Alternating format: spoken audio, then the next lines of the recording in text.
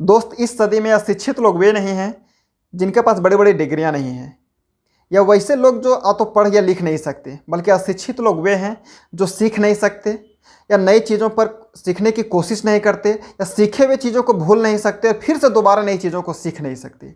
दोस्त, पिछले वीडियो में मैंने बात किया था फाइनेंशियल एजुकेशन क्यों ज़रूरी है, और फाइनेंशियल एजुकेशन के बारे में आप जानकारी अगर आप चाह रहे हैं तो एक बार पीछे के वीडियो आप देख लें। दोस्त, इस वीडियो में मैं आपको जानकारी ये देना चाहूँगा कि आप अपना खुद के काम आपके लिए कितना ज़रूरी है और आपको खुद के काम पे ध्यान केंद्रित करना कितना ज़रूरी है। क्योंकि पैसे का प्राय सबसे स्पष्ट कारण ये होता है कि लोग जिंदगी भर किसी दूसरे के लिए काम करने में व्यस्त रहते हैं, और ये हमारे शिक्षण संस्थाओं, स्कूलों और कॉलेजों में सिखाए जाते हैं। हमारे शिक्षा तंत्र का मूल उद्देश्य ये है कि एकेडमिक योग्यता हासिल करके लोगों को एक अच्छी नौकरी कैसे दिया जा सकता है। एक बात और, स्कूल और कॉलेज के साथ समस्या है कि आप अक्सर वह बन जाते हैं जिसका आप अध्ययन करते हैं।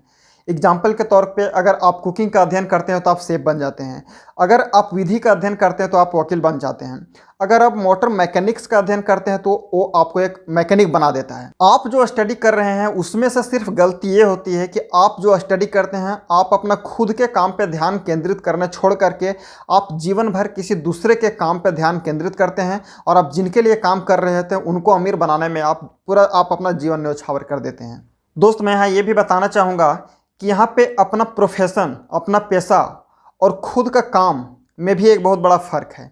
एग्जाम्पल के तौर पे, अगर आप एक बैंक में काम करने वाले एम्प्लॉय से अगर आप पूछते हैं कि आपका काम क्या है, तो वो बताएगा कि मैं एक बैंकर हूँ। अगर आप उनसे पूछते हैं कि क्या बैंक के मालिक हैं, तो बताएंगे कि नहीं, मैं बैंक में काम करता हूँ।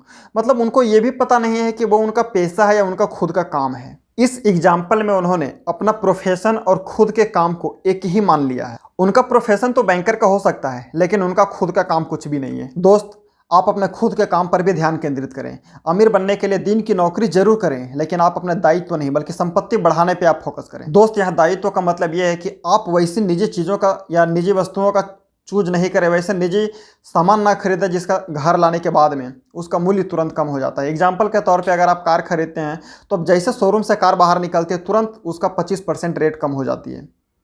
बहुत सारे एग्जाम्पल्स ऐसे हैं कि आप लाइबिलिटीज को नहीं खरीदें, आप संपत्ति को खरीदें। दोस्त, अंतिम में मैं यही बताना चाहूँगा, अगर आप निवेश करने में अपना समय लगा रहे हैं, खुद का काम करने में अपना समय लगा रहे हैं, तो अब आप अमीरों का सबसे बड़ा रहस्य सीखने के लिए तैयार हैं, जो अमीरों को बाकी लोगों से अलग बनाती है।